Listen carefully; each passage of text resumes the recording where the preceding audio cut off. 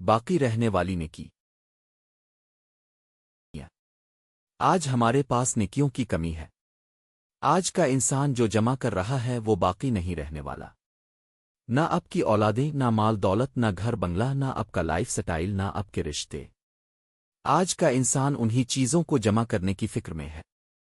گھر، پیسہ، بنگلہ، گاڑی، اولادہ اور وہ سارا کچھ، لیکن افسوس کی بات یہ ہے کہ انہی چیزوں کے لیے انسان حلال حرام اور گناہوں کی پرواہ نہیں کرتا۔ آج کا انسان یہی سب جمع کر رہا ہے۔ اچھا گھر، اچھا کھانا، اچھے کپڑے، رشتے ناتے، سارا کچھ انسان کی زندگی کا مقصد ہی یہی ہے۔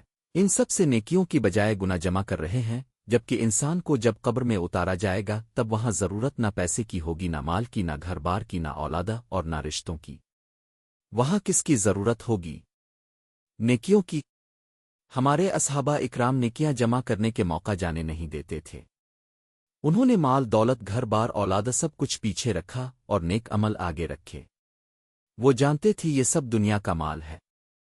انہوں نے دنیا نہیں جمع کی، اور آج کا انسان مال پہ مال جمع کرنے میں دن رات مصروف ہے، اور کل کو خالی ہاتھ قبر میں جا پہنچے گا اور سب کچھ زمین کے اوپر رہ جائے گا۔ اپنے لیے نیکیاں جمع کریں، مال دولت نہیں۔